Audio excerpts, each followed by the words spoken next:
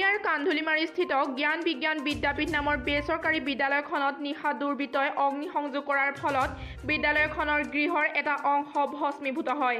স্থানীয় ৰাইজে নিশাই তৎপৰতাৰে জুই নিৰ্বাপিত কৰাত কথমটি বিদ্যালয়খন বিশেষ ক্ষতি নোহোৱাকৈ ৰক্ষা পৰে। কোনে কি কাৰণত বিদ্যালয়খনত অগ্নিসংযোগ কৰি এইদৰে ধ্বংসৰ চেষ্টা চলালে সেয়া অদ্যাপিও পোহৰলৈ অহা নাই। ঘটনাস্থলীত দগাঁও আৰক্ষী উপস্থিত হৈ তদন্ত অব্যাহত ৰাখিছে। জুৰিয়াৰ পৰা আবুল খাইৰৰ ৰিপৰ্ট।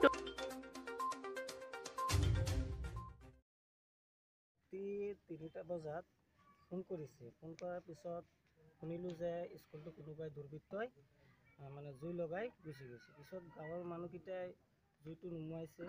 ৰাতিপুৱা আমি আহি চাইছোঁ যে স্কুলটো আপোনাৰ এটা কোঠালি জ্বলিছে। থানাত কেছ কৰিছে?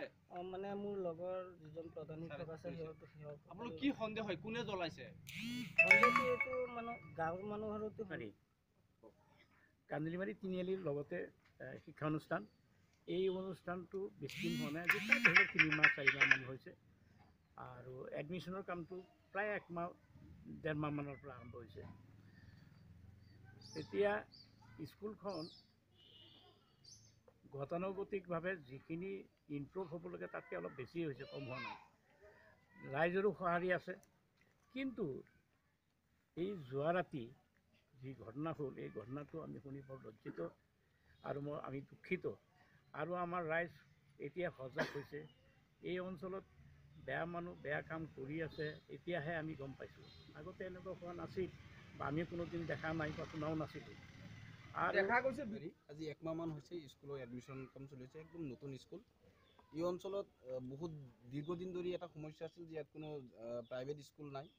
গভৰ্ণমেণ্ট স্কুল যিখন আছে সেইখনৰ স্কুলত এডমিশ্যনৰ অভাৰ হৈ যায়। সেইকাৰণে ৰাইজে এটা আলোচনা কৰি যে ইয়াত এটা স্কুলৰ দৰকাৰ, সেই মৰ্মে স্কুলখন স্থাপিত হৈছে।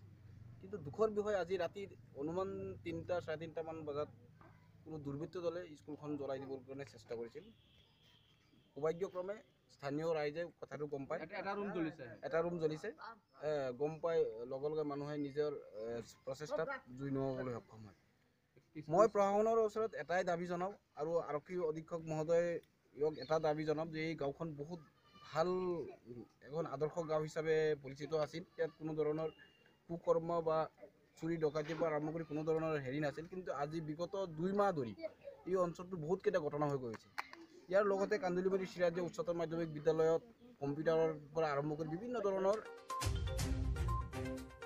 জুৰিয়াৰ পৰা আবুল খাইৰৰ ৰিপৰ্ট, দৈনিক টাইম।